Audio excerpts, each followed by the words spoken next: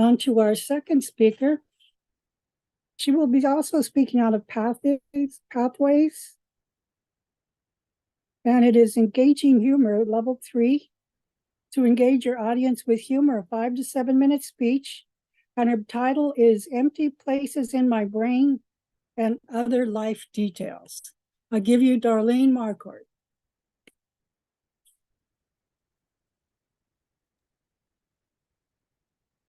I almost forgot to unmute.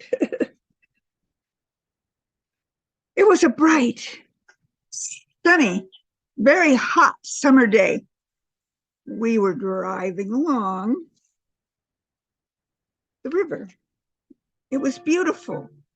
We were enjoying the view of the crops along the countryside and truly enjoying the day. It was wonderful.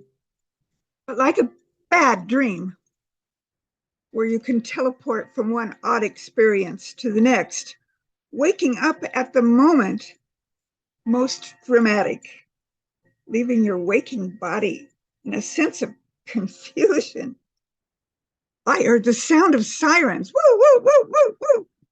And it seemed like they were piercing my ears, screaming in my ears.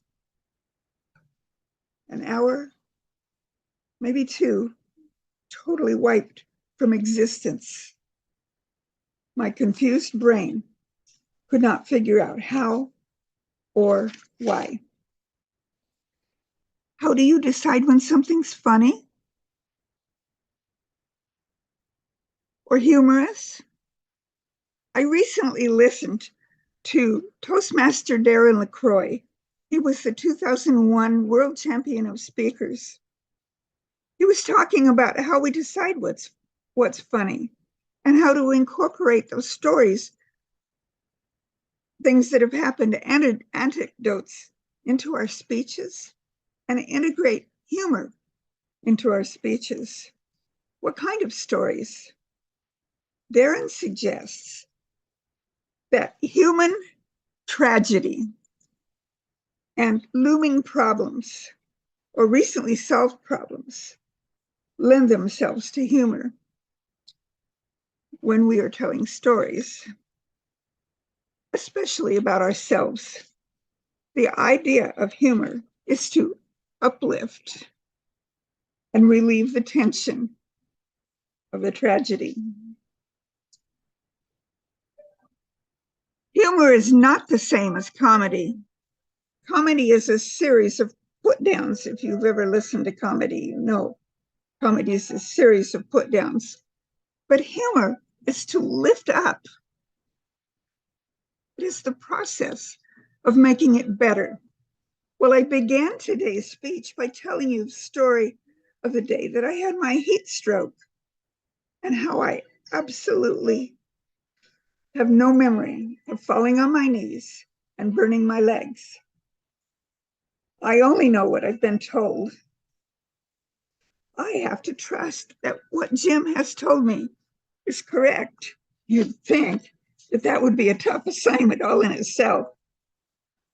Well, every time I've had surgery requiring me to be put under, my brain knows nothing of that time during the surgery.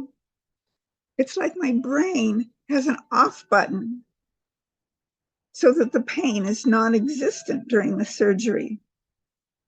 Sometimes I wish that I could push that off button myself, but it doesn't work that way.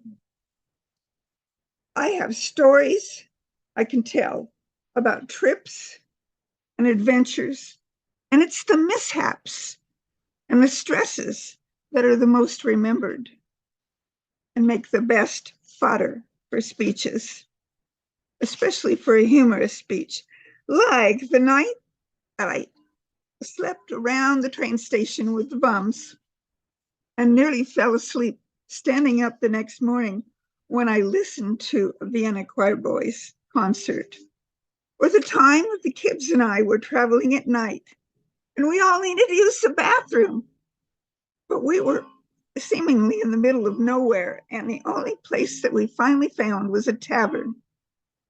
And we had to be very dramatic for them to let us into the tavern to use the bathroom because the kids were underage and it was kind of in the middle of the night. They didn't want to break the rules, but they finally did let us use the bathroom as long as we promised that's all we were going to do. And nope, we didn't have any wet pants that night either. Or there was the time when we watched my 8-year-old son change a flat tire because he was better at it than I was. Or there was the time when a car quit on the freeway and a great big semi-truck stopped and let us ride with him into town and dropped us off right smack dab in front of the church where we were to attend a relative's funeral. That was exciting. So, when can we find the humor in the hardest parts of life?